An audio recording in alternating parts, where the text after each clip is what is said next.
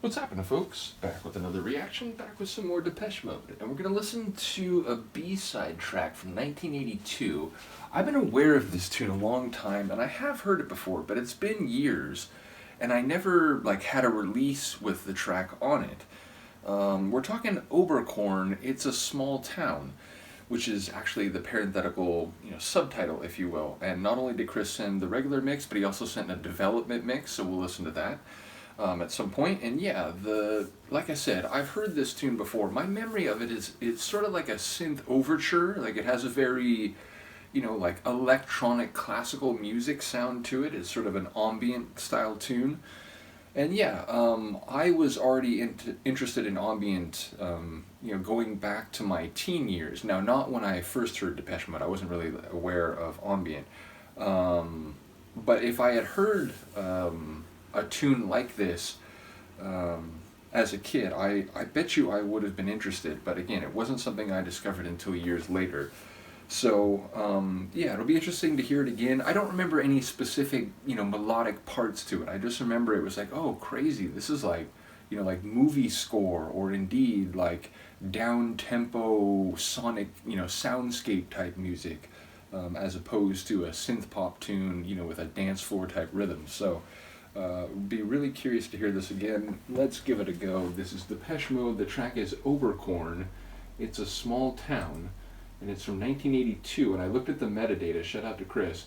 The tune was apparently on the Meaning of Love maxi release. So I've talked about before. I know it's not their favorite tune, given that it didn't get the reception they thought it would, and so on. But I always enjoyed that track. But it's interesting to pair a tune as like this, at least as I'm remembering it, with a tune that is very kind of,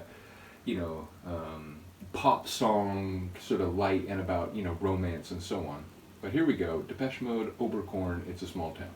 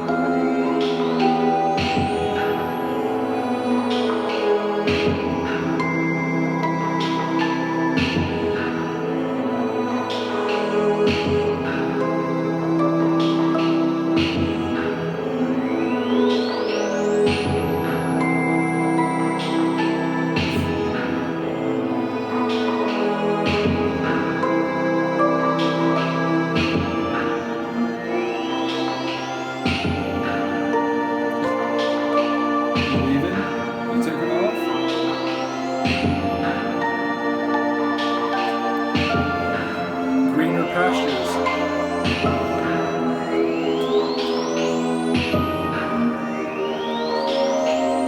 I have to point out the main kick drum is like a heartbeat, right? It's dub dub.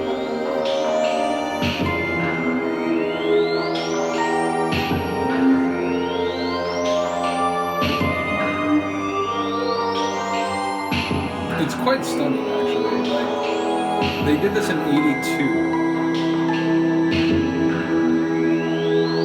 when they were known as like a teeny bop, like, synth group. It's crazy.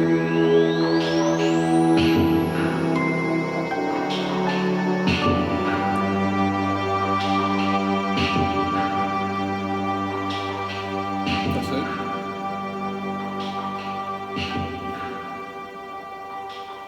It's weird, even in something as abstract and free flowing as that.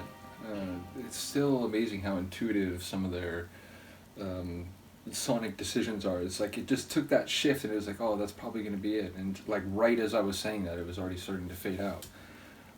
Yeah, cooler than I remembered. It is what I remembered, but again, the details of it did not come back to me. I didn't remember there actually was a sort of heavy kick drum. Again, not like in a four to the floor dance floor type of way, but this halting, languid heartbeat style kick drum, like in not only echoed but accompanied by, I don't know if they were technically, it was like a xylophone, but whatever was doing those sort of bead type melodic sounds. It really like fit well with the way the kick drum hit. So yeah, bottom line, cooler than I remembered, and ultimately really interesting to me. Again, to pair this with The Meaning of Love and maybe another track, I'm not sure. I don't remember.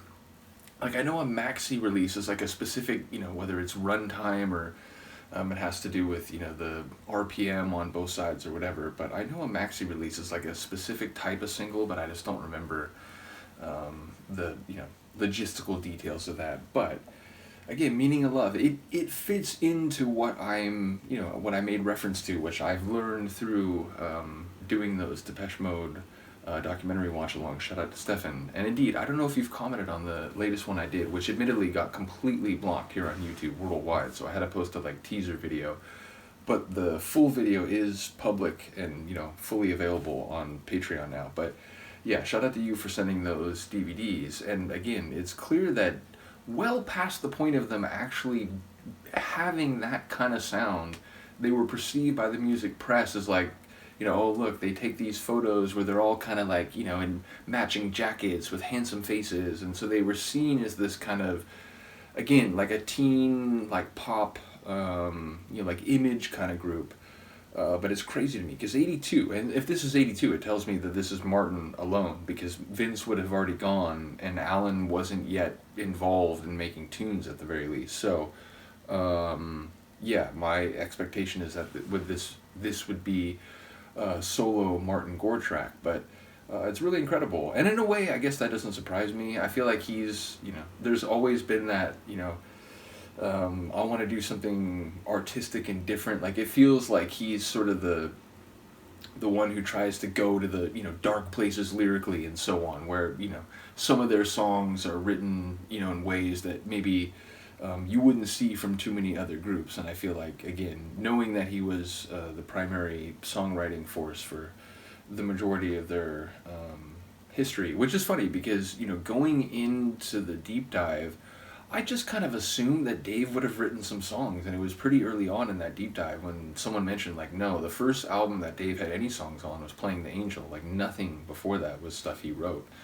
And I was like, oh shit, like I didn't realize that. So, yeah, but again, I enjoy the artistry of this track. I enjoy the way it's very different from other things they were doing at the time, including on their studio albums. So, cool tune. Once again, shout out to Chris. I look forward to the development mix. In the moment, I don't remember if part of the message indicated who that's by, but we'll cross that bridge when we come to it.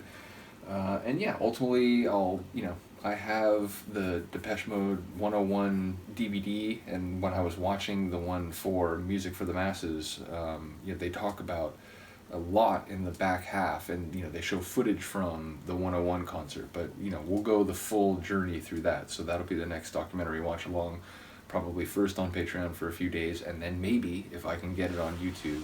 But we'll see about that. I feel like that one's probably even less likely to get up. So I guess we'll find out in due time. Let me know what you think of this, and I will see you then. Peace.